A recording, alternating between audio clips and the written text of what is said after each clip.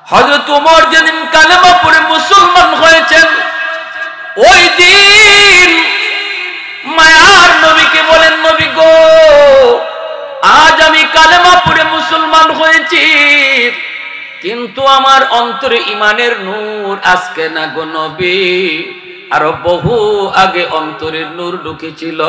নবী জানতে চান, ওমর কোন দিন তোমার অন্তরের নূর ঢুকছিল? ওমর কই, নবী গো, আমি আপনার পিছনে গিয়ে দাঁড়াইছিলাম, আবু জাহেলের কথা পাগল দেখতে গেছিলাম, কিন্তু যে দেখি আপনি কোরআন তেলাওয়াত করেন নামাজে দাঁড়ায়া, মনে মনে আপনারে কবি বললাম, আপনি নামাজে দাঁড়ায় জবাব দিয়া দিছেন।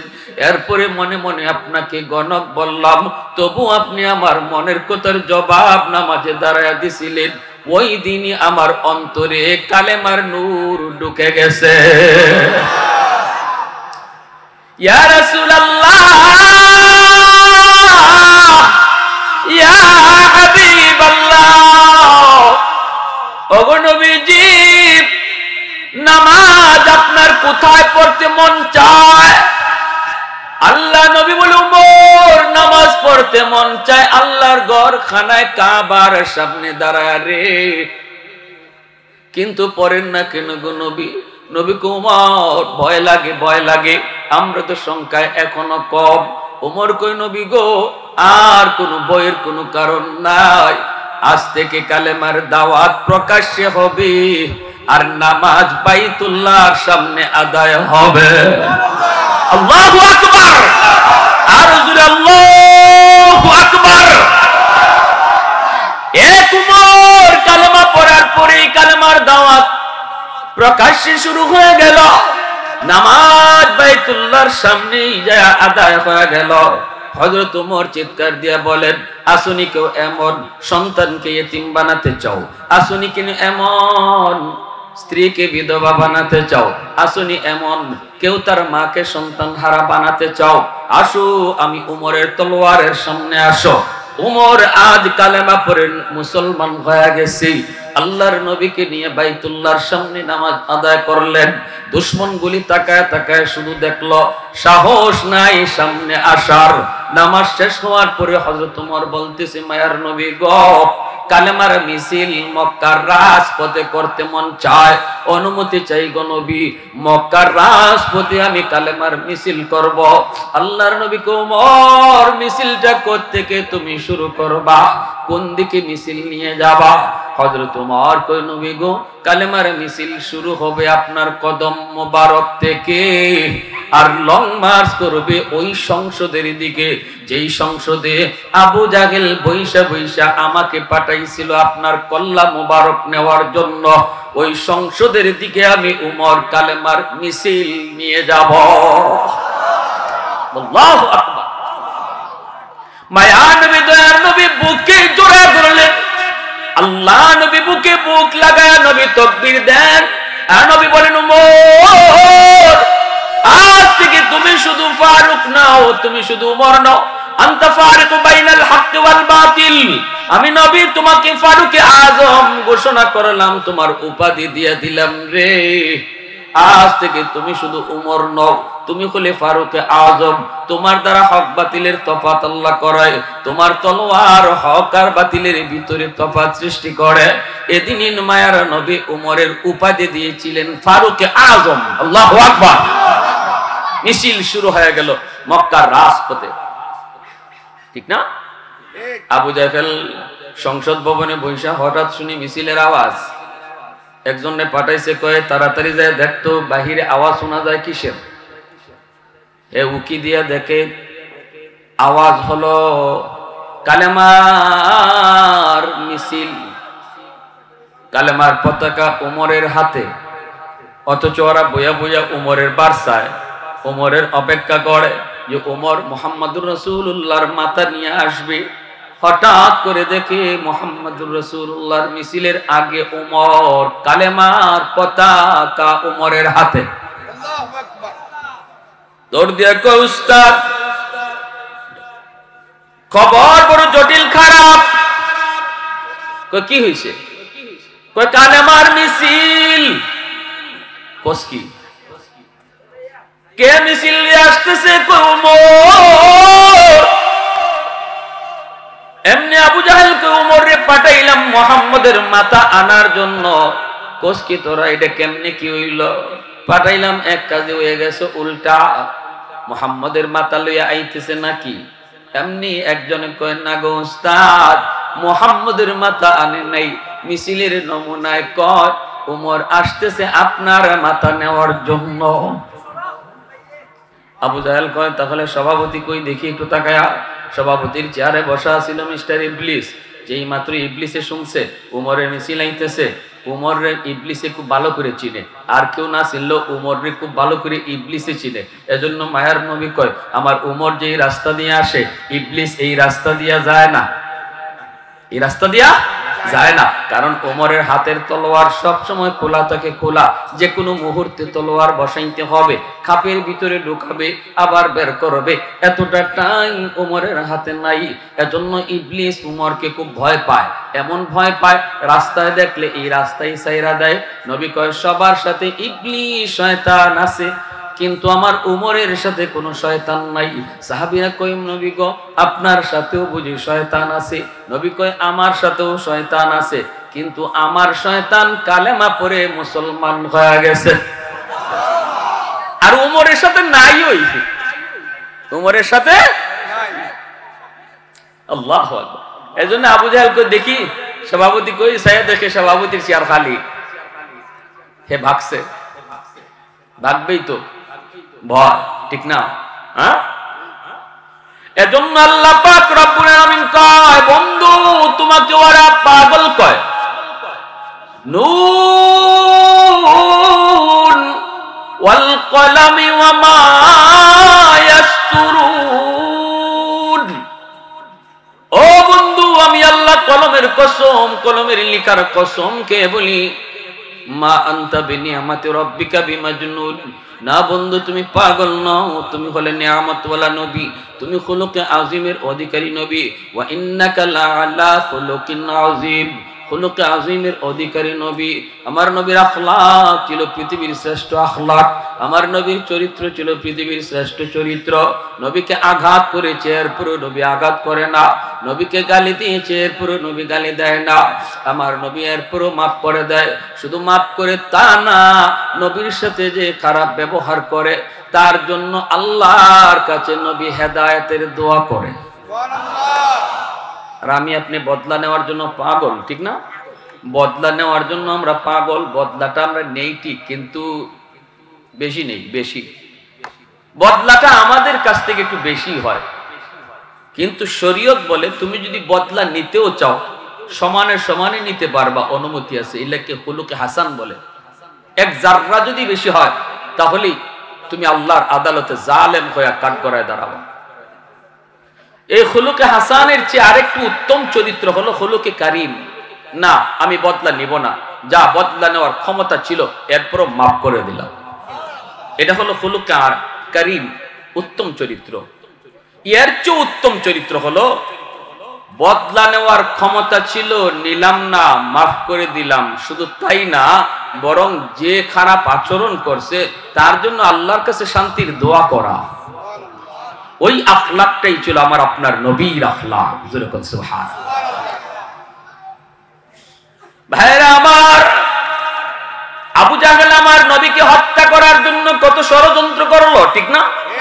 মাস্টার প্ল্যান করেছে আবু জাহেল, সর্বশেষ মাস্টার প্ল্যান করেছে আবু জাহেল। গর্ত বানায় রাখছে দরজার সামনে, বিশাল একটা গর্ত, গর্তের উপর দিয়া এরকম ভাবে চাটাই আর চাদর বিছায়া রাখছি যেন বোঝা না যায় এখানে একটা গর্ত। আবু জাহেল এইবার খাটের উপরে ঘুমায় রইছে, অসুস্থ মানুষের ভান ধরে, অসুস্থ মানুষের ভান ধরে।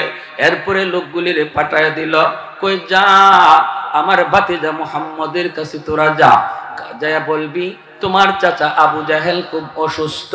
কারণ আমি জানি ভাতিজা যদি আমার অসুস্থতার খবর পায় তাহলে আমাকে দেখার জন্য তড়িঘড়ি দৌড়ে আসবে। কারণ ভাতিজা অসুস্থ মানুষের সেবা করার জন্য, দেখার জন্য, কোনো দিন ধর্ম বুঝে না। বেঈমানও যদি অসুস্থ হয় নবী খবর পায় তারে দেখতে যায়, এটা হলো আমার নবীর আখলাক। আর আজকে আমরা ভাই অসুস্থ হইয়া বিছানায় পড়া থাকি, ভাই ভাইকে দেখতে যায় না, দাবি করে নবীর উম্মত। আসেনি না নাই? রক্তের মানুষটা আজকে বিছানায়, তারে দেখতে গেলাম না, তার পাশে একটু বসলাম না, অথচ আমার নবীর আখলাক হলো বেঈমান বেদিন অসুস্থ যদি শুনছেন মায়ার নবী তারে দেখতে যাইতেন গো। কোথায় গেল নবীর উম্মতের আদর্শ? কই গেলাম আমরা? কোথায় চলছি? কোন দিকে হাঁটতেছি? মায়ার নবী দয়ার নবীরে যেই মাত্র জানাইছে, আল্লাহর নবী বলেন তাহলে দেরি নেই, চলো আমার চাচাকে আমি দেখতে যাব। পিছনের সবগুলা কথা নবী ভুলে গেলেন। এত কষ্ট আমার নবীকে দিল, আমার নবীকে এত কষ্ট দিল, এরপরও মায়ার নবী তারে দেখতে শুরু করেছেন। যাবেন নবী যখন ছোট্ট বালক, আমার নবী দয়ার নবী তিনি আব্বু আব্বু কয়ে কান্দি। নবী বাবার আদর কেমন নবী জানেন না। ওই সময়টা তো আবু জাহেল নবীকে কষ্ট দিছে। একদিন মায়ার নবী দয়ার নবী তিনি একা একা আল্লাহকে নিয়ে ভাবেন, ওই মুহূর্তে আবু জাহেল নবীর মাথায় আঘাত করে রক্ত জড়ায়া দিছে। নাউজুবিল্লাহ। নবীর চাচা আমিরে হামজা তখনও কালেমা পড়ে মুসলমান হন নাই। আল্লাহ নবী মাত্র নবুয়তের দাওয়াত, এক আল্লাহর দাওয়াত দেওয়া শুরু করেছেন। আবু জাহেল নবীর মাথায় আঘাত করে রক্ত জড়ায় ফেলছে। মায়ার নবী মাথার মধ্যে হাত দিয়া ঘরের মধ্যে গেলেন। আম্মা জান খাদিজাতুল কুবরা রাদিয়াল্লাহু তাআলা আনহা আমার নবীর মাথার মধ্যে হাত দিয়ে রক্ত মুছেন আর কান্দেন। আম্মা জান কান্দে আর কয়া, যাব মক্কার জমিনে আমার স্বামীর পক্ষে কেউ বুঝি নাই গো, আমার স্বামীর মাথা রক্ত জড়ায় দিল আবু জাহেল, বদলা নেওয়ার বুঝি কেউ নাই। এই বইলা তখন আম্মা জান কান্দেন। ওইদিকে আমিরে হামজা নবীর আপন চাচা, আবার বয়সে নবীর সমবয়স, আবার দুজন হলেন দুধ ভাই। যদিও নবীর আপন চাচা কিন্তু দুধ ভাই, কারণ তারা একজন মহিলার দুধ পান করছেন। নবীও যেই মহিলার দুধ পান করছেন, নবীর আপন চাচা আমিরে হামজা ইনিও এই মহিলার দুধ পান করছেন। অতএব তারা হলেন পরস্পরের দুধ ভাই, আবার সম্পর্ক হলো আপন চাচা ভাতিজা। ওই অবস্থায় বাল্যকালের বন্ধু ছিলেন নবীর আমিরে হামজা। খেলার মাঠে মায়ার নবীর সাথে সময় কাটাইতেন চাচা ভাতিজা। চাচা ভাতিজা সমবয়সের হইলে একসাথে ঘোরাফেরা করে, একসাথে চলাফেরা করে। আমিরে হামজা বড় হওয়ার পর এই দিকে কোনো খেয়াল নাই। তিনি ছিলেন মস্ত বড় একজন শিকারী। বনের ভিতরে যায় তিনি শুধু শিকার করতেন। হরিণ শিকার করতে গেছেন আমিরে হামজা। ওই অবস্থায় একটা হরিণের দিকে তিনি তীর মারবেন, হঠাৎ করে হরিণের জবান আল্লাহ খুলে দিলেন। হরিণ ডাক দেয়া কই, হামজা একটা তীরে শুধু বাকি আছে, আমার গায়ে মাইরা নষ্ট কইরো না, ওই তীরটা তোমার লাগবে, কারণ তোমার ভাতিজা মুহাম্মদুর রাসূলুল্লাহর মাথায় আবু জাহেল আঘাত করে রক্ত জড়ায় ফেলছে। এ হামজা, তুমি দুনিয়ায় জীবিত থাকবা আর তোমার ভাতিজার গায়ে রক্ত ঝরবে, এ কেমন চাচা হইলা? এই আওয়াজটা হরিণের জবান দিয়ে বের হয়েছে। সাথে সাথে আমিরে হামজা আর হরিণের দিকে তীর মারেন নাই, ওই তীর নিয়ে তিনি সোজা চলে আসলেন বাড়িতে। আইসাই দেখেন আম্মা জান খাদিজাতুল কুবরা তিনি কান্দে, মায়ার নবীর মাথা দিয়া রক্ত ঝরে। ওই অবস্থায় আম্মা জান ডাক দিয়া কয়, নাইনি আজকে মক্কার কেউ আমার স্বামীর মাথা দিয়া রক্ত জড়ায় দিল। কি করলেন তিনি? আবু জাহেলের কি ক্ষতিটা করছেন? কোন ক্ষতি তো আমার স্বামী আবু জাহেলের করেন নাই, তিনি তো শুধু কালেমার দাওয়াত দিয়েছেন, এটাই বুঝি তার অপরাধ, এই বুঝি তার অপরাধ। আমার স্বামী তো জন্মের আগে বাবা হারাইছে, আপনাদের মতো চাচাদেরকেই তো নবী বাবা পাইছে। আল্লাহু আকবার। আমিরে হামজা কই, খাদিজা চুপ কর, আমার ভাতিজার রক্তের বদলা না নিয়ে আমি হামজা ঘরে আসবো না। সোজা চলে গেলেন আবু জাহেলের কাছে। যায় দেখেন আবু জাহেল বন্ধুদের নিয়ে আড্ডা দেয় আর তামসা করতেছে, হাসতেছে। কই মুহাম্মদের মাথা ফাটাই আইছি। বন্ধুদেরকে নিয়ে আবু জাহেল তামসা করে। ওই মজলিসের মধ্যে আমির হামজা যে ঢুকে গেলেন, ঢুকে বলতেছেন, আবু জাহেল শুন, মুহাম্মদের চাচা হামজা এখনো জীবিত। আল্লাহু আকবার। হামজা এখনো জীবিত। হামজা যে মুহাম্মদের চাচা এটা তুই জানোস নি? এই বইলাই দেরি নাই, যেই তলোয়ারটা ছিল তলোয়ারে বাদ দিয়ে আবু জাহেলের মাথার মধ্যে দেরি নাই তিনি বসায় দিয়েছেন। যেইভাবে নবী রক্ত জড়াইছে এইভাবে নবীর চাচা আবু জাহেলের মাথা দিয়ে রক্ত জড়ায় দিছে। আল্লাহু আকবার জোরে বলেন। আবু জাহেলের চেলাগুলি তারা ডান দিকে বাম দিকে তারা দাঁড়ানো, সবাই তখন আক্রমণ করতে চায়। আবু জাহেল কই চুপ কর, কেউ সামনে আসবি না, কেউ সামনে আসবি না, কারণ তোরা হামজারে না চিনলো আমি চিনি, ঠিক না? এজন্য আবু জাহেল সর্বশেষ মাস্টার প্ল্যান করেছে।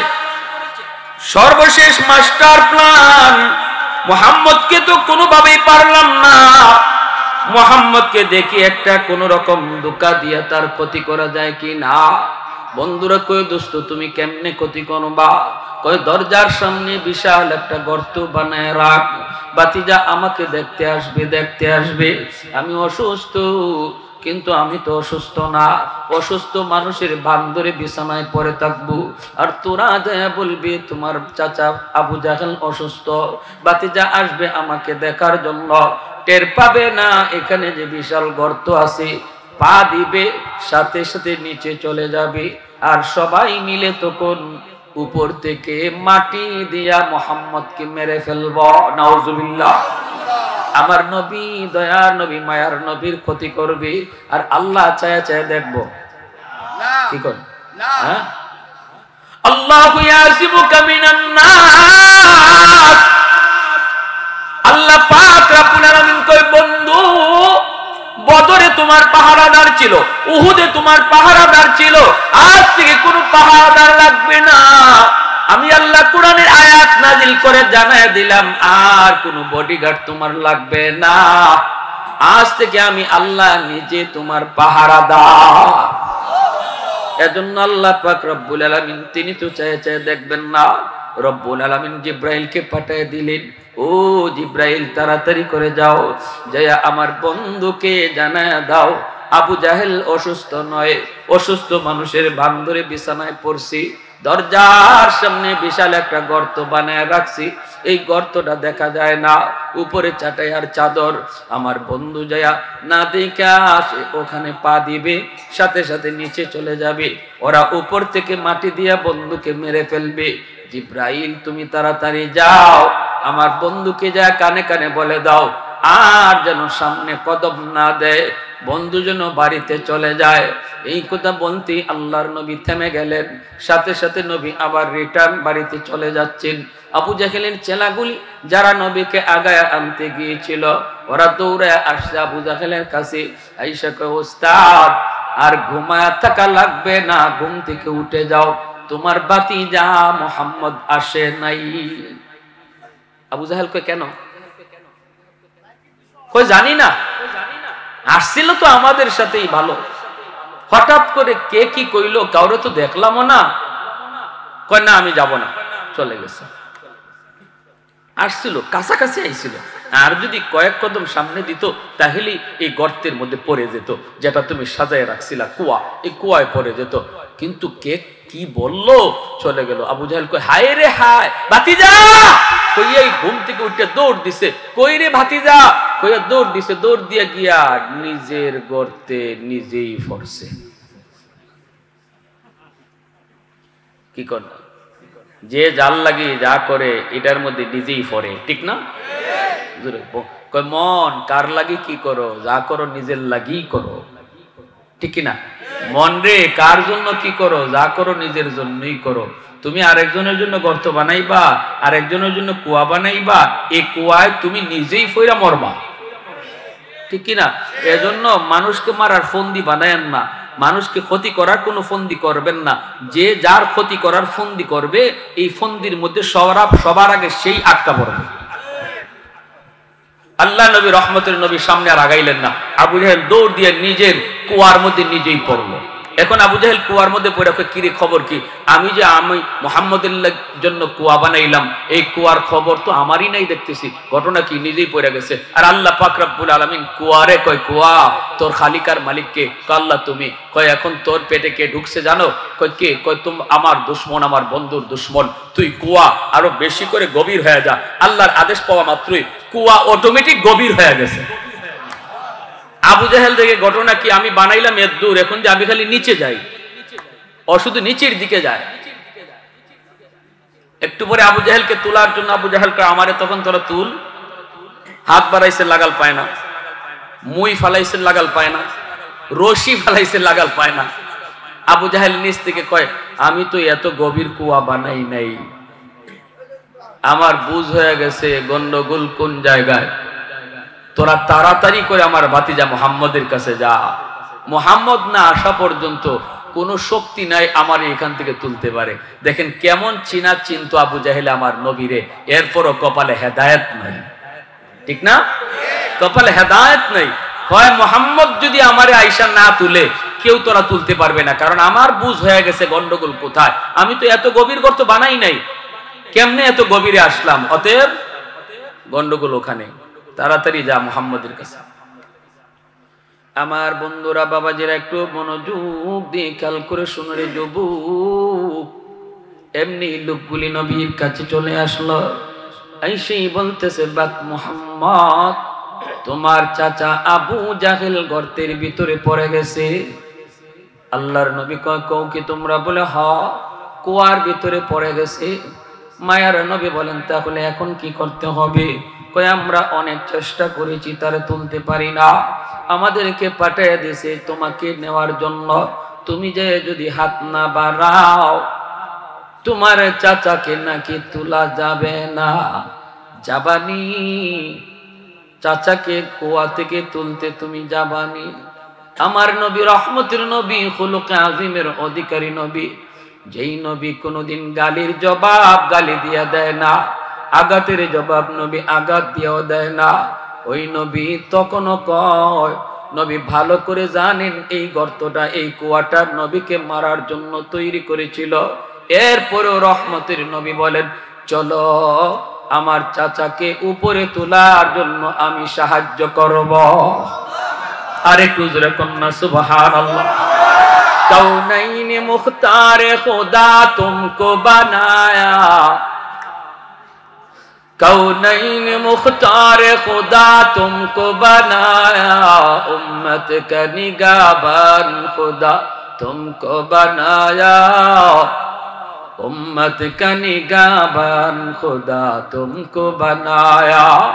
मौला मेरा आका मेरा रहमत की नबी है, ताजदार मदीना है तुम्हारे अरबी है, अशजार ने देते हैं नबूवत के शहादात, तशकीक कमर में है तो अंगुल की इशारात।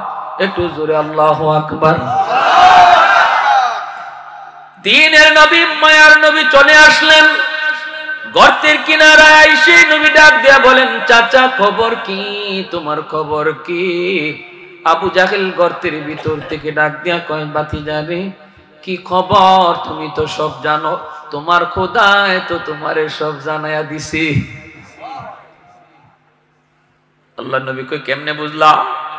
আবু জাহেল গর্তের ভিতর থেকে কই, ভাতিজা রে, ও ভাতিজা, তুই বিশ্বাস কর, আমি তোমাকে মারার জন্য এত বড় এত গভীর কোন কুয়া বানাই নাই, এখন নিজে পইরা বসতেছি, কুয়া অটোমেটিক গভীর হয়ে গেছে।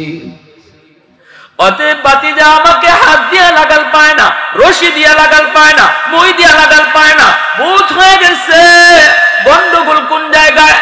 তুমি হাত না বাড়ানো পর্যন্ত আমাকে কেউ তুলতে পারবে না।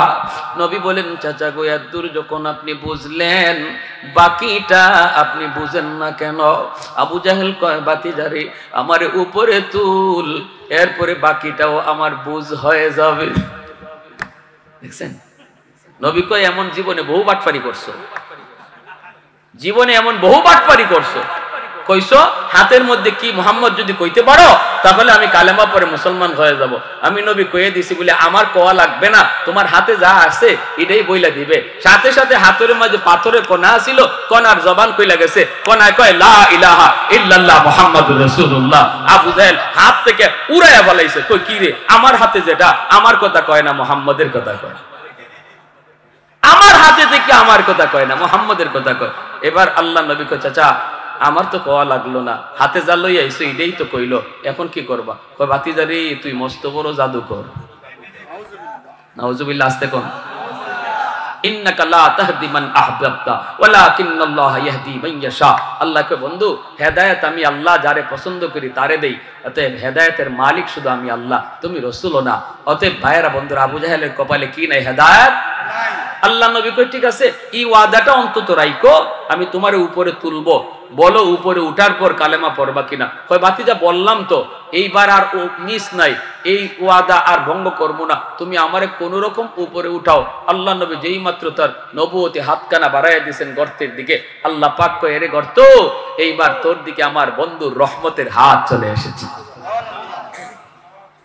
এক আবু জাহেলকে উপরে উঠাইয়া দে, কুয়া অটোমেটিক আবু জাহেল উপরে তুইলা দেয়। মায়ার নবী দয়ার নবীর হাত ধরে ফেলে আবু জাহেলের হাত, মায়ার নবী টান দিয়ে উপরে উঠান।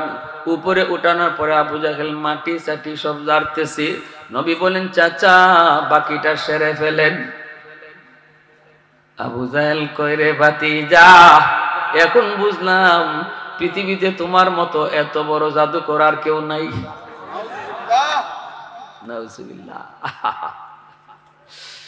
ও ভাই, এজন্য বলতেছিলাম রে ভাই, মনে রাখবা আল্লাহ পাক রব্বুল আলামিন, রব্বুল আলামিন আমার নবী রহমতের নবীকে আমার আপনার জন্য রহমত বানায় পাঠাইছি।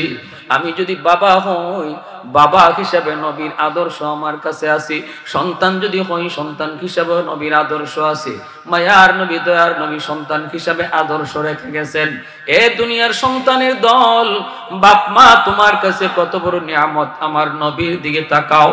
আমার মায়ার নবী বাবা পান নাই, জন্মের আগেই নবী বাবা হারাইছেন, বুঝ হওয়ার পরে মা হারাইছেন। নবীকে একজন মহিলা দুধ পান করাইছে, নবীজির দুধ মার নাম হলো হালিমা সাদিয়া। আল্লাহর নবী রহমতের নবী একদিন সাহাবায়ে কেরামদেরকে নিয়া জিরানা নামক জায়গার মধ্যে নবী বসা। হঠাৎ করে সাহাবীরা দেখেন একজন বৃদ্ধা মহিলা মায়ার নবীর দিকে লাঠিতে বর দিয়া আসতেছে। আমার নবী দয়ার নবী দেখা মাত্রই তিনি দাঁড়ায় গেলেন। নবী দাঁড়ায়া ওই মহিলার দিকে নবী দৌড় শুরু করে দিলেন। সাহাবায়ে কেরাম মহিলাকে চিনেন না, কোনোদিন মহিলাকে তারা দেখেন নাই। হঠাৎ করে দেখেন নবী দাঁড়ায় গেছেন তার সম্মানে, দৌড় শুরু করে দিয়েছেন তার সম্মানে। সাহাবায়ে কেরাম নবীর পিছনে পিছনে তারাও দৌড়ান। আল্লাহর নবী কাছাকাছি আইসা বলতেছেন, মা গো, ও মা, তুমি কেন কষ্ট করে মুহাম্মদের দরবারে তুমি আসলা? আমাকে তুমি কেন খবর দিলা না? যদি আমাকে খবর দিতা, মুহাম্মদ তোমার দরবারে হাজির হয়ে যেত। আমাকে কেন খবর দেও নাই গো মা? খবর যদি তুমি আমাকে দিতাও, আমি মুহাম্মদ তোমার দরবারে নবুয়তি লইয়া হাজির হয়ে যেতাম। কারণ আমি মুহাম্মদের নবুয়তির চেয়েও তোমার দাম বেশি, তোমার দাম বেশি, কারণ তুমি আমার মা। এই বইলেই মায়ার নবী দয়ার নবী নবুয়তি চাদর, মায়ার নবীর গায়ে যেই চাদরখানা নবীর গায়ে লাগানো থাকতো, ওই চাদরখানা নবী মাটিতে বিছায়া দিলেন। বিছায়ে নবী বলতেছেন, মা গো, তুমি নবীর নবুয়তি চাদরে বসে যাও, পায়ের জুতা খুলবা না, তোমার পায়ের জুতার বালিতে নবীর নবুয়তি চাদর ধন্য হবে। সাহাবায়ে কেরাম অবাক হয়ে তাকায় শুধু দৃশ্য দেখতেছেন। কে সেই ভাগ্যবতী নারী, কে সেই এত দামি মহিলা, যেই দামি মহিলাকে নবী তার চাদরে বসাইতেছেন, আবার জুতা খুলতেও নবী নিষেধ করেন। মহিলা ওই চাদরেই তিনি বসে গেলেন। সাহাবীরা জিজ্ঞেস করে, নবী গো, কে সেই মহিলা? কোনোদিন তো দেখি নাই। আল্লাহর নবী রহমতের নবীর চোখ দিয়ে দর দর করে পানি পড়ে। নবী কান্দেন আর বলেন, সাহাবীরা রে, তোমরা তো ভালো করে জানো তোমাদের নবী এতিম, জন্মের আগেই বাবা হারাইলাম, বাবার আদর কেমন আমি নবী তা জানি না, আব্বু ডাক দেওয়ার মধ্যে কত মজা আমি নবী জানি না। আমি নবী বুঝ হওয়ার পরপরই মা হারাইলাম, মার সেবাও আমি নবী পারি নাই, সুযোগ পাই নাই। তোমরা তো জানো নবীর একজন দুধমা আছে, ওই দুধমার নাম কি জানো নি? কয় হালিমা সাদিয়া। নবী কয় শুধু শুনেছ, নাম শুনেছ, কোনোদিন দেখো নাই, আজকে ভালো করে দেখে নাও। যিনি নবীর নবুয়তি চাদরে জুতা সহ বসে গেলেন, ইনি নবীর দুধমা, যার নাম হলো হালিমা সাদিয়া। আল্লাহ নবী রহমতের নবী চোখ দিয়ে দৌড় দৌড় করে পানি পড়ে। যুবক, বনু তামিম গোত্রের যুবক নবীর কাছে আইসা কয়, মায়ার নবী গো, আল্লাহ আমাকে অনেক সম্পদ দিয়েছে, কিন্তু সম্পদ দিয়ে খেদমত করব কার? আমার মা তো দুনিয়ায় নাই, আমার বাবা তো দুনিয়ায় নাই। আজ যদি আমার আব্বা আমার আম্মা দুনিয়ায় থাকতেন, আমি যেভাবে খুশি বাপ মার সেবা করতে পারতাম। আল্লাহ আমাকে অনেক ধন দিয়েছে, দৌলত দিয়েছে, কিন্তু যেদিন বাপ মা দুনিয়ায় জীবিত ছিলেন, ওই দিন আমি অর্থ করি সন্ধান পাই নাই, আমি সম্পদের মালিক হতে পারি নাই। আমার কাছে তখন টাকা পয়সা ধরা দেয় নাই। যেদিন টাকা পয়সা ধরা দিয়েছে, ওই দিন বাপ মা দুনিয়ায় নাই। আমার মার চিকিৎসা আমি করাইতে পারি নাই গো নবী, আমার বাবার ভালো কোনো চিকিৎসা করাইতে পারি নাই। ইয়া রাসূলুল্লাহ, আজ আমি ওই পয়সা দিয়ে কি করব? এই পয়সা দিয়ে আমি কি করব? কার সেবা করব? পয়সা দিয়া বালিশ বানাইতে পারি, বিছানা বানাইতে পারি, আমি তো টাকা পয়সা হাতে নিয়ে চোখের পানি জড়ায় জড়ায় শুধু কান্দি গো নবী। ওগো নবী, জানতে চাই গো নবী, কবরে শুয়ে থাকলেও আমার আম্মা আব্বার সেবা করার সুযোগ আমার আসেনি।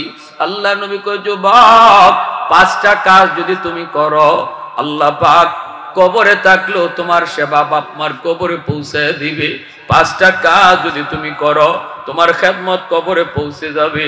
1 নাম্বার নবী বলেন, আসসালাতু লাহুমা, বেশি বেশি করে বাপ মার জন্য এই দোয়াটা করবা, যেই দোয়াটা আল্লাহ কোরআনের মধ্যে শিক্ষা দিয়েছেন, রাব্বির হামহুমা কামা রাব্বায়ানি সগীরা।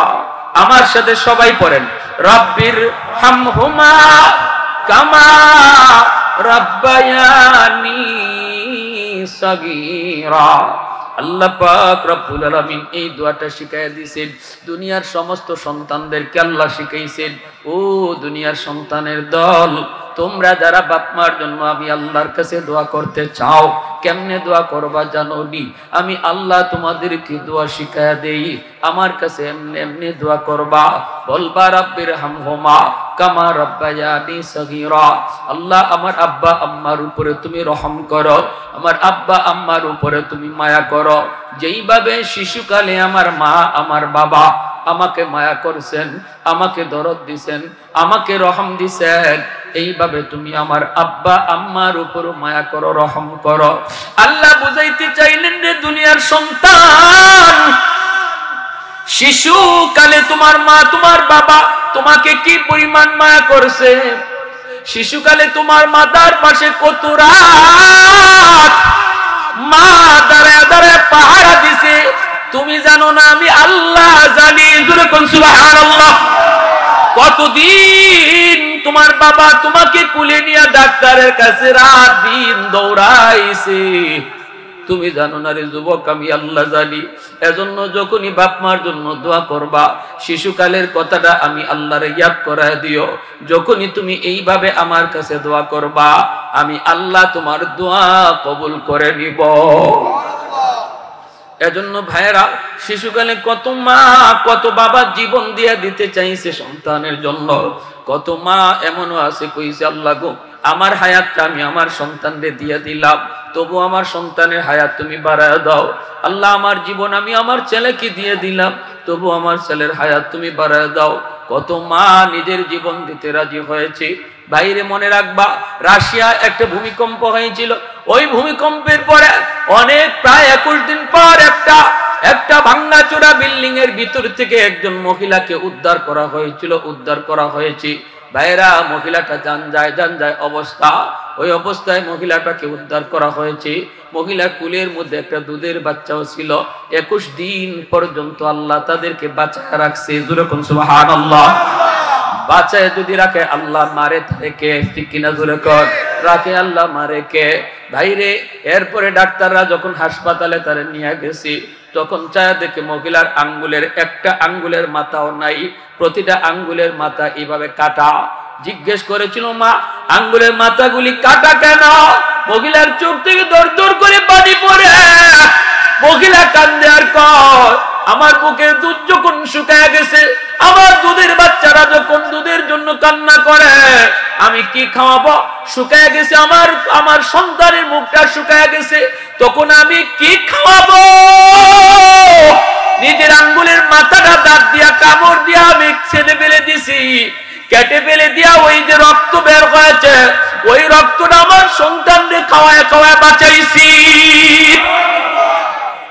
একদিন এক আঙ্গুলের মাথা কাটছে, আরেকদিন আরেক আঙ্গুলের মাথা কাইটা রক্ত খাওয়ায় খাওয়ায় সন্তানটারে বাঁচাইছি। এ দুনিয়ার সন্তানের দল, একটু মার কথা চিন্তা করো। আজকে কোন মারে তুমি কান্দাইতেছ? আজকে কোন বাবার চোখ দিয়ে পানি ঝরাইতেছ? আজকে বাবার কলিজায় কেমন করে আঘাত দাও, কেমন করে আঘাত দাও, কেমন করে বাবারে ভুই লাগেছ, কেমন করে মারে ভুই লাগেছ। মায়া নবী, দয়ার নবী কয়, এইভাবে যখনই তুমি নামাজের পর, নামাজের আগে, নামাজের পরে যখনই বাপ মার কোথায় ধুবির যুবু, তখনই তুমি দোয়াটা পড়বা, রব্বির হামহুমা কামা রাব্বায়ানি সগীরা। তোমার এই দোয়ার উসিলায় আল্লাহ পাক রব্বুল আলামিন তোমার খেদমত বাপ মার কবরে আল্লাহ পৌঁছায় দিবে। 2 নম্বরে নবী বলেন, ওয়াল ইস্তিগফারু লাহুমা, বাপ মার জন্য তুমি বেশি বেশি দান সদকা করবা। মসজিদে বাবার নামে দান করো, মাদ্রাসায় মায়ের নামে দান করো, ওয়াজ মাহফিলে বাপ মার নামে দান করো। আল্লাহর কোন গরিব বান্দারে তুমি বাপ মার নামে দান করো, যখনই বাপ মার নামে তুমি খরচ করবা, সাথে সাথে বাপ মার কবরে আল্লাহ পাক দানের খবর পৌঁছায় দিবে। সন্তান যদি বাপ মার নামে দান করে, সন্তান যদি বাপ মার কথা ইয়াদ করে চোখের পানি ধরে কান্দে, মায়ার নবী কয় এই দোয়ার সাথে সাথে আল্লাহ কবুল করে নেয়। বাপ মার দোয়া যেমন সন্তানের জন্য কবুল, সন্তানের দোয়াও বাপ মার জন্য কবুল। বাপ মা যদি দোয়া করে সন্তানের জন্য, এই দোয়া যেমন আল্লাহর কাছে কবুল, সন্তানও যখন কয় আল্লাহ আমার আব্বারে মাফ করো, আম্মারে মাফ করো, মায়ার নবী কয় এই দোয়াটাও আল্লাহর কাছে সরাসরি কবুল। এজন্যই বাইরা জুনাইদ বাগদাদী রাহমাতুল্লাহি আলাইহি রাতের বেলা ঘুমাইছেন। অসুবিধা হইতেছে না ভাই? চলবে আরেকটু জোরে বলেন, চলবে। জুনাইদ বাগদাদী আল্লাহর বহুত বড় ওয়ালি, রাতের বেলা তিনি ঘুমাইছেন, স্বপ্নে দেখেন জাহান্নামী চেহারার একজন মানুষ আল্লাহর ওলির সামনে আইসা কাঁদতেছে। জুনাইদ বাগদাদী বলতেছেন, বাইরে তুমি কে? লোকটাই কয়, হুজুর আমাকে আপনি চিনবেন না, আমি আপনার এলাকারই একজন মানুষ। আজ থেকে বেশ কিছুদিন আগে আমার মৃত্যু হয়েছে, কবরের ভিতরে আমি আযাব ভোগ করতেছি, আমার গুনার কারণে আমি কবরে আযাব ভোগ করতেছি, আমি জাহান্নামের একজন আসামি, জাহান্নামের আসামি। আল্লাহ আমাকে জানায় দিছে, গোলাপ দুনিয়াতে একটা মেয়ে সন্তান রেখে এসেছো, আর কোন সন্তান নাই। মেয়েটারে তুমি আমি আল্লাহর পরিচয় শিখাও নাই, মেয়েটারে তুমি কালেমা শিখাও নাই, মেয়েটারে আখিরাতের ফিকির তার কলিজায় দাও নাই, মেয়েটারে এমন শিক্ষা শিখাও নাই যেই শিক্ষায় তোমার তোর মেয়েটা তোর জন্য একটু দোয়া করি, তোর জন্য যদি দান সদকা করে, তোর কথা যদি ইয়াদ করে, আমি আল্লাহর কাছে মাপ চাই, এই সন্তানের হাতের উসিলায় আমি আল্লাহ তোমাকে মাফ করে দিব। ওগো আল্লাহর ওলি, আমি তো বড় বিপদে পড়ে গেছি, আমার মেয়েকে এই খবর এখন আমি কেমনে দিব? আমি তো কবরে চলে গেছি, কবরের ভিতরে তো আমি আযাব ভোগ করি, আমি আপনার কাছে এসেছি সাহায্যের জন্য। যদি আপনি ঘুম থেকে উইটা সকালবেলা যাই আমার মেয়েটারে একটু বলেন, আমার মেয়েটা যদি আমার জন্য কোনো দান সদকা করে, অথবা মেয়েটা আমার জন্য একটু হাত উঠায়, অথবা মেয়েটা যদি আমি আল্লাহ আমার জন্য আল্লাহর কাছে দোয়া করে, আল্লাহ আমার আযাব মাফ করে দিবে। জুনায়েদ বাগদাদী ঘুম থেকে ওঠার পর ওই মেয়েটার সন্ধানে তিনি বের হয়েছেন। মানুষকে জিজ্ঞেস করেন, বাইরে মেয়েটা কোথায় আছে তোমরা জানোনি? মানুষেরা কয়, হুজুর এই মেয়েটার কাছে আপনি যায়েন না, মেয়েটার চরিত্র ভালো না, ওর কাছে আপনি যায়েন না। জুনায়েদ বাগদাদী কয়, বাবা ভালো না খারাপ তা জানতে চাই না, একটা প্রয়োজন খবর দেওয়ার জন্য যাইতে হবে। মানুষের কাছ থেকে মেয়েটার সন্ধান নিয়া জুনায়েদ বাগদাদী তিনি চলে আসলেন মেয়েটার কাছে। নদীর ঘাটে মেয়েটা গোসল করে, আল্লাহর ওলি তিনি বাহিরে দাঁড়ায় রইলেন। মেয়েটা যখন উপরে আসলো, জুনায়েদ বাগদাদী যায় সামনে দাঁড়ালেন। এমনি মেয়েটা তখন কয়, মৌলবী তুমি আবার কি চাও? জুনায়েদ বাগদাদী কয়, মারে আমি কিছু চাইতে আসি নাই, একটা খবর দিতে এসেছি। মেয়েটাই কয়, কিসের খবর, কার খবর? জুনায়েদ বাগদাদী কয়, তোমার বাবার খবর। কয়, আমার বাবার আবার কিসের খবর? বাবা তো বহু আগেই কবরে চলে গেছে, বাবার আবার কিসের খবর? জুনায়েদ বাগদাদী কয়, মা তোমার বাবা কবরের মধ্যে আযাব ভোগ করে, আযাব আল্লাহ তারে জানায় দিছে রে মা, তুমি যদি তোমার বাবার জন্য দান সদকা করো, যদি তোমার বাবার কথা ইয়াদ করে আল্লাহর কাছে মুনাজাত করো, আল্লাহ তোমার মুনাজাতের উসিলায় তোমার বাবার আযাব আল্লাহ মাফ করে দিবে। এই খবরটা তোমার বাবার স্বপ্নে আমাকে জানাইছে রে মা, একটু বলো বাবার কথা ইয়াদ করো। মেয়েটা গুনাহ করতে করতে কলিজা শক্ত হয়ে গেছে। মানুষ যখন গুনাহ বেশি করে কলিজা শক্ত হয়ে যায়, দিল শক্ত হয়ে যায়, চোখ দিয়া পানি ঝরে না। মরণের কথা কবরের কথা বললো, তার কলিজা নরম হয় না, মুনাজাতে চোখ দিয়া পানি আসে না। এই আলামত হলো কলিজা শক্ত। গুনার কারণে কলিজা শক্ত হয়, কলিজা শক্ত হয়। ভাইরা বন্ধুরা, যখনই মেয়েটার এই কথা বলছেন, মেয়েটার কলিজা তো নরম হয় না। মহিলায় কয়, কি মৌলবী মৃত মানুষের খবর লইয়া তুমি আইসো বুঝি, আর কোনো তুমি খবর পাও না? এই বইলা ঠাট্টা কইরা মজাক কইরা এক মুষ্টি পানি হাতে নিয়া জুনায়েদ বাগদাদীর দিকে এইভাবে পানি দিয়ে ঢিল মারলো, আর বলতেছে, নেও আমার বাপের রুহের মাগফিরাতের জন্য আমি এক মুষ্টি পানি সদকা করলাম। জুনায়েদ বাগদাদী দৌড় দিয়ে সরে গেলেন, কাপড়ের মধ্যে পানিটা পড়তে দেন না, চোখ দিয়া পানি ধরে আর কান্দে আর কই, মালিক সন্তান বুঝি এমন হয় যেই সন্তানের কারণে বাবা রাতকে দিন বাঁধায়, যেই সন্তানের কারণে রোদে পড়ে বৃষ্টিতে ভিজে, কত কথা, কত গালি, কত বাবা কত জায়গায় সয়, সন্তানের কথা চিন্তা করে আজকে এই সন্তান বুঝি বাবার জন্য একটু দরদ দেখাইল না। হায়রে দুনিয়ার সন্তান, হায়রে দুনিয়ার সন্তান, হায়রে দুনিয়ার সন্তান। এই বইলা জুনায়েদ বাগদাদী আফসোস করে করে বাড়িতে চলে গেলেন। এই রাতে ঘুমাইলেন, স্বপ্নে দেখেন ওই লোকটা জান্নাতি চেহারা লইয়া সামনে হাজির। আল্লাহর ওলি কই, ভাই গতকাল ছিলা তুমি জাহান্নামী, আজকে তুমি জান্নাতি, কারণ কি? তোমার মেয়ে তো কোনো উপকার তোমার করে নাই, তাহলে কেমনে পরিবর্তন হলো? লোকটা হাসি খুশি কয়, হুজুর আমি আপনার উপকার স্বীকার করতে এসেছি, শুকরিয়া আদায় করতে এসেছি গো হুজুর। আপনি আমার মেয়েটারে খবর দেওয়ার পর মেয়েটা গুনাহগার, গুনাহ করতে করতে দিল শক্ত হয়ে গেছে। আমি বাবার কথা মনে করার পরেও তার দিল নরম হলো না। কথা ঠিক, সে যে হাতের মধ্যে এক মুষ্টি পানি নিয়ে আপনার দিকে ঢিল মারছিল, এই পানিটা আপনার গায়ে পড়ে নাই, পানিটা পড়ছে একটু মাটিতে, আর যেই জায়গায় পড়ছে এই জায়গায় দীর্ঘদিন যাবত একটা পোকা পানির তৃষ্ণায় ছটফট ছটফট করতেছে। পোকাটার জানজায় জানজায় অবস্থা পানির তৃষ্ণায়, ওই পোকার মুখে যায় পানিটা পড়ছে, পানিটা খাইয়া পোকার জীবন রক্ষা হইছে। পোকাটায় তখন দোয়া করছে, মালিক যার উসিলায় পানি পাই আমার জীবন রক্ষা হলো, তুমি তারে মাফ করো। আল্লাহ পাক পোকার দোয়ার খাতিরে আমার কবরের আযাব মাফ করে দিছে। मैं तालिब मौला हूँ मेरे इश्क निराला, मैं तालिब मौला हूँ मेरे इश्क निराला, है जुमला जहां जिनके तजल्ली से उजाला, मादरुद जखा गैर खुदा यार नदारिम, जुजियात खुदाही चेदिगुर कार नदारिम, जुजियात खुदाही चेदिगुर कार नदारिम। ভাইরা বন্ধুরা জন্য বলতেছিলেন মায়ার নবী পাঁচটা আমলের কথা বলছেন। যুবকরে কয়টা আমল জুড়ে বলেন? যাদের বাপ মা নাই, সন্তান বাপ মার জন্য কি করবে? আল্লাহ নবীর হাদিস থেকে শুনাইতেছি পাঁচটা আমল। কয়টা আমল? এক নাম্বার, বেশি বেশি দোয়া করা। কোন দোয়া? আল্লাহ যে দোয়া শিখাইছে কোরআনে, ঠিক না? পবিত্র কোরআনে সূরা বনি ইসরাইলের এই দোয়া। দুই নম্বর, নবী কয় বেশি বেশি দান সদকা করা, ওয়াজ মাহফিলে সাহায্য করা, মাঝে মাঝে বাপ মার জন্য ওয়াজ মাহফিলে আয়োজন করা। এই যে যেমন আপনাদের যুবকগুলি, এই এলাকার যুবকগুলি আজকে তাদের মুর্দে গানের কথা ইয়াদ করে এত সুন্দর আয়োজন করেছে, আল্লাহর নবীও বলেছেন এটা দুই নম্বর কাজ। তিন নম্বরে নবী বলেন ইনফাজ ওয়াহদিহিমা মিন বাদিহিমা, বাবা মার যদি কোনো ঋণ থাকে ঋণ পরিশোধ করা, অর্থাৎ বাবার কাছে কেউ পায়, মার কাছে কেউ পায়, এই পাওনাটা তুমি সন্তান হিসাবে পরিশোধ করো।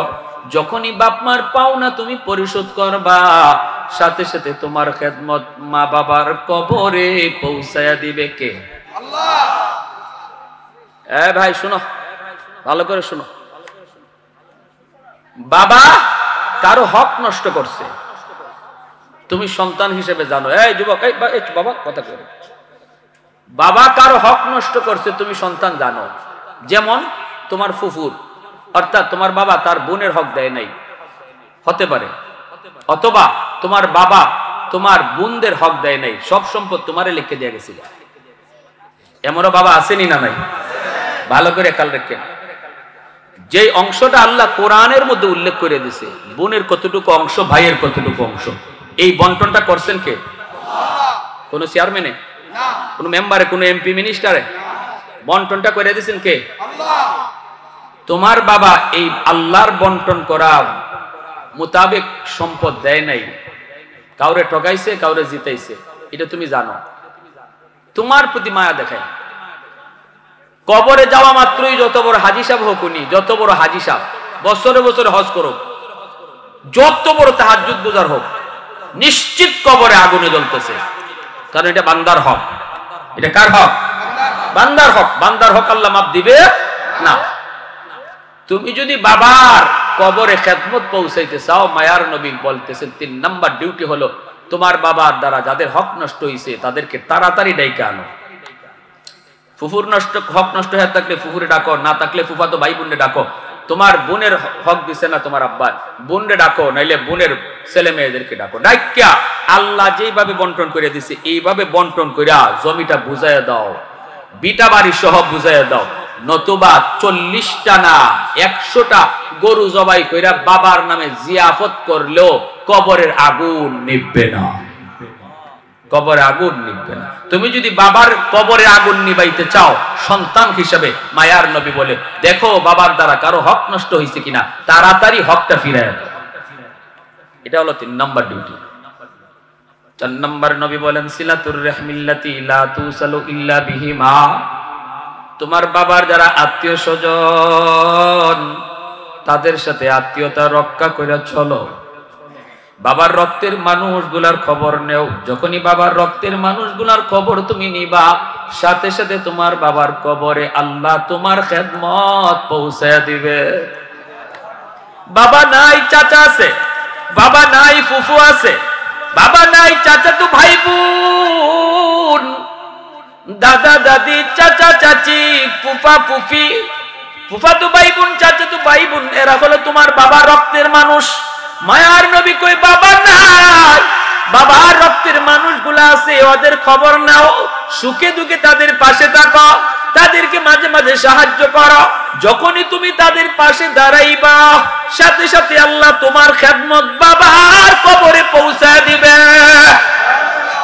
মা দুনিয়ায় নাই, মা রক্তের মানুষগুলো আছে, যেমন নানা নানি, মামা মামি, খালা খালু, এরা হলো মা রক্তের মানুষ। খালাতো ভাই বোন, মামাতো ভাই বোন, ওদের খবর যখনই তুমি নিবা, যখনই তাদের খোঁজখবর নিবা, অন্তত মোবাইলেও জিজ্ঞেস করবা, মামা তুমি কেমন আছো, খালা তুমি কেমন আছো। যখনই খালা কয়ে ডাক দিয়া কইবা, খালা তুমি কেমন আছো, আল্লাহর নবী কয় যেন তুমি তোমার মায়ের কবরে ফোন লাগাইছো, যেন মার খবরটা তুমি নিতেছ, মামার খবর নিছো না, যেন মায়ের খবর তুমি নিতেছ। কারণ মার রক্তের মানুষগুলার পাশে যখনই তুমি দাঁড়াইবা, সাথে সাথে আল্লাহ মার কবরে তোমার খেদমত পৌঁছায় দিবি। কিন্তু আমাদের সমাজে আজকে আমরা দেখি ব্যতিক্রম, আমরা নিজে বড় হলে নিজে রক্তের মানুষগুলার দিকে তাকাই না, উল্টা হয়ে গেছে। উল্টা বাবার নামে 10টা 20টা গরু খাওয়ায়, কিন্তু বাবার রক্তের মানুষ ভিক্ষা করে খায়। আসেনি না নাই? লাভ নাই। বাবার রক্তের মানুষগুলা যদি কষ্ট পায়, বাবা কবরে কষ্ট পায়। মার রক্তের মানুষগুলা যদি তোমার দ্বারা কষ্ট পায়, মা কবরে কষ্ট পায়। মায়ার নবী কই 4 নম্বর ডিউটি হলো মা বাবার রক্তের মানুষগুলার খবর তুমি নেও। এখনকার যুগে আর যাওয়াও লাগে না, অন্তত মোবাইলের মাধ্যমে সপ্তাহে একবার আত্মীয় স্বজনের কাছে ফোন দিও রে যুবক। আল্লাহ তোমার পয়সা দিয়েছে, আল্লাহ তোমার সম্পদ দিয়েছে, আলহামদুলিল্লাহ শুকরিয়া আদায় করো। লিস্ট করে নাও, খাতার মধ্যে আত্মীয় স্বজনের নাম্বার গুলা লেখা নাও, মামার নাম্বার, মামির নাম্বার, নানার নাম্বার, নানির নাম্বার, চাচা চাচির নাম্বার গুলো তাদের মোবাইলে তুমি খাতায় লিখে নাও। সপ্তাহে তারিখ ধার্য করে দাও, সপ্তাহের অমুক দিন আমি সবাইকে ফোন দিয়ে খবর নিব, চাচা তুমি কেমন আছো, মামা তুমি কেমন আছো। আল্লাহর নবী কই যুবক, তুমি তোমার মার খেদমত বুঝি কবরে পৌঁছাইতে চাও, ফোনটা তুমি যেই মামারে দিবা, আল্লাহ খেদমত মার কবরে পৌঁছায় দিবে। 5 নাম্বার আমলটা, সর্বশেষ আমলটা শুনেন, বয়ানও প্রায় শেষ। ইকরামু সাদিকিহিমা মিন বাদিহিমা। নবী বলেন মা নাই, বাবা নাই, কিন্তু বাপ মার বন্ধু বান্ধব আছে, বাবার বয়সের মানুষ আছে, মার বয়সের মানুষ আছে। যখনই তুমি বাবার কোনো বন্ধু বান্ধবকে তুমি পাইবা, তখনই বাবার মতো লোকটারে শ্রদ্ধা কইরো। তুমি ডাক দিয়া কইও, চাচা কতকাল আব্বার সাথে চলছেন, আজ আমার আব্বা দুনিয়ায় নাই, আব্বা থাকলে তো ঘরে আসতেন, 1 কাপ চা খাইতেন, চাচা একটা চা খায়া যান। যেই মাত্র ঘরে আইনা চাচার 1 কাপ চা খাওয়াইবা, আল্লাহ পাক রব্বুল আলামিন তোমার খেদমত বাবার কবরে আল্লাহ পৌঁছায় দিবে। বাজারে পায়া গেছো তোমার বাবার বন্ধুরে, দেখা মাত্রই যায় সালামটা দিয়া আদবের সাথে হাতটা মিলায় কো, চাচা চাচা কত জীবন আব্বার সাথে চলছেন, আব্বা আমার কবরে, চাচা চলেন না চাচা একটা চা খাওয়াই। যখনই চাচার 1 কাপ চা খাওয়াইবা, মায়ার নবী কয় তোমার খেদমতটা আল্লাহ বাবার কবরে পৌঁছায় দিবে। যেই মাত্র বাবার বয়সের মানুষগুলারে তুমি শ্রদ্ধা করবা, বাবার কবরে আল্লাহ শান্তি পৌঁছায় দিবে। মা নাই, কিন্তু মা যাদের সাথে চলতো ওরা আছে, এদেরকে পাইলে মার মতো শ্রদ্ধা কইরো। ঈদে ঈদে পারলে মার মতো মার বান্ধবীদেরকে একটা শাড়ি কিনে দিও। গরিব মানুষ, মার বান্ধবী, মার সাথে চলতো, মার পাশে বইসা পান সুপারি খাইতো, গল্প গুজব করতো, পাইলে ঈদে ঈদে একটা শাড়ি কিনে দিও, চাচার একটা লঙ্গি কিনে দিও। এই মাত্র তুমি শাড়িটা কিনে দিলে, আল্লাহর নবী কয় তোমার মারে আল্লাহ পাক কবরে জান্নাতি শাড়ি পরায়া দিব। সুবহানাল্লাহ, জোরে কোন না সুবহানাল্লাহি ওয়া বিহামদিহি সুবহানাল্লাহিল আযীম। হাদিসের আলোকে 5টা আমল শুনাইলাম। 1 নম্বরে নবী বলছেন, কোন মানুষটা আইছিল, একটা যুবক কানতে কানতে নবীর আইয়া এই প্রশ্নটা করছিল, নবী গো আমার আব্বা আম্মার জন্য কি আমার কিছু করার আছে? নবীকে আছে। নবী হলেন বক্তা আর এই যুবক হইল শ্রোতা। একজন শ্রোতা আর বক্তা একজন, শ্রোতাও একজন বক্তাও একজন। আমার ভাইয়েরা বন্ধুরা, ওই অবস্থায় দেখা যায় এমন এক বয়ান আল্লাহ নবী করছেন, কিয়ামত পর্যন্ত কোটি কোটি মানুষ আমরা নবীর এই বয়ানের শ্রোতা হয়ে গেছি। তখন নবীর সামনে শ্রোতা ছিল মাত্র একজন। কয়জন? একজন। আর আজ এই বয়ানের শ্রোতা কত হাজারো কোটি মানুষ। কেমন দামি একটা বয়ান নবীজি একজন শ্রোতার সামনে রেখে করছেন। অতএব শ্রোতা কম না বেশি এটা ওয়াজের মাকসাদ নয়। মাকসাদ হলো কার অন্তরে কথাগুলো ঢুকছে, কে নিজের পরিবর্তন করার নিয়ত করে মাহফিল থেকে উঠছে? যদি একজন মানুষও নিয়ত করে আল্লাহ আর মারে কষ্ট দিব না, আল্লাহ আর আব্বারে কাঁদাইব না, আল্লাহ নবী কয় যেই সন্তান রাতের বেলা মারে খুশি করে ঘুমায় সকাল হওয়া মাত্রই আল্লাহ জান্নাতের দরজা খুলে দেয়। আর যেই সন্তান রাতের বেলা বাপ মারে কষ্ট দিয়া ঘুমায়, জানে মার মনে কষ্ট, বাবার মনে কষ্ট, এরপরও মাপ চায় নাই, মারে খুশি করে নাই, ঘুমায় গেছে, এই রাত যদি তার মরণ হয়, সে যত বড় আমল হোক, যত বড় আবেদ হোক, আল্লাহ নবী বলে সকাল হওয়া মাত্রই তার জন্য জাহান্নামের দরজা খোলা হয়ে যায়। অতএব আজকের রাতটারই জীবনের শেষ সব মনে করে ইচ্ছায় অনিচ্ছায় যদি মা বাবারে কষ্ট দিয়ে থাকি, কারা কারা আজকে মাপ চাইতে রাজি আছে? একটু হাত উঠে আল্লাহকে দেখা। আল্লাহ তুমি প্রতিটা হাতকে কবুল করো। আগামী বছর এই মাহফিলটা হোক, এটা আমরা কারা কারা চাই দেখান তো আবার।